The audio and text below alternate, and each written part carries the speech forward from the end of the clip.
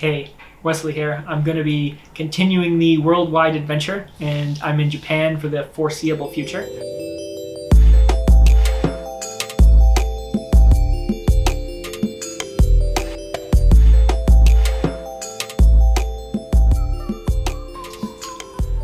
So it's isolation day 1 in Japan, and I figured now's a good time as I need to start a little vlog during this 14-day process.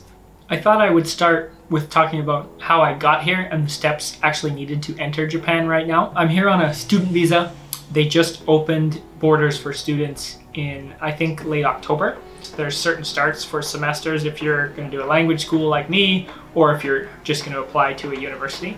You have to follow all the normal steps for entering Japan. Basically, your school will send you a bunch of paperwork. You'll go to your local consulate with your passport and the paperwork they send you, and they will get a visa for you and issue it in your passport. So I had to do those normal steps, and that took about 7 business days and a lot of waiting in the consulate. Not a big deal.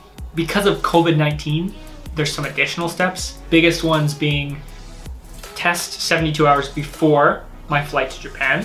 When I landed in Japan, I had to get a second COVID test. That one you get the results back pretty quick. It took just under 2 hours. The COVID test was pretty straightforward.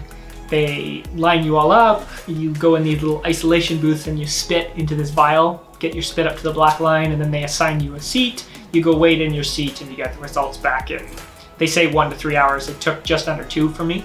And then after that, I went through all the normal immigration steps. The other difficult part is once you arrive in Japan, you get back your negative test result, you go through immigrations, you're not allowed to use public transport, and that includes taxis. So I actually hired a private vehicle to take me from the airport to my Airbnb here in Tokyo. I'll put a link in the description to the company I use. There's lots of Corona taxis, they're calling them. I am staying in Airbnb, you can do a hotel, it's just gotta be private accommodations. My school's in Osaka, but you can't take domestic transfers, including flights. So I'm isolating here in Tokyo, and then after 2 weeks, I'm going to take the train down to Osaka. Costs a bit extra, to arrange the transportation if you don't have friends here, get the isolation, but other than that, it's a pretty straightforward process. It didn't really have any hiccups. You can isolate in Tokyo, which is important if you're traveling anywhere else in Japan, because for me, coming from Canada right now, there was not many options. There weren't many flights to get here. You got to keep contact to a minimum.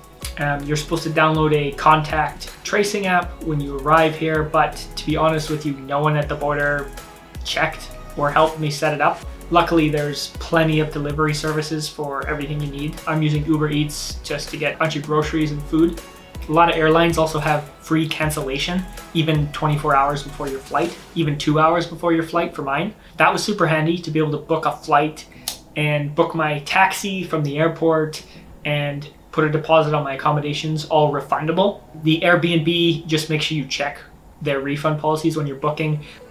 Japan right now has the go-to travel package, and you can save money if you use certain travel agents. That's definitely something to look into for both your accommodations and your transportation if you're going onwards from Tokyo, especially if you like hotels. I'm an Airbnb guy, always have been. I like having a whole suite to myself.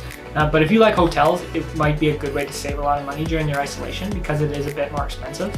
There are plenty of companies that can do the whole 9 yards for you. They can pick you up at the airport, bring you your accommodations for 2 weeks, get you groceries and do all that, but they charge a hefty premium. This is day 1 of isolation. I'm gonna try and keep up these vlogs if I go along. I don't know if there will be one every day, but there's definitely gonna be a lot. I'll also put some resources down in the description so you can see the companies I use to get through the process.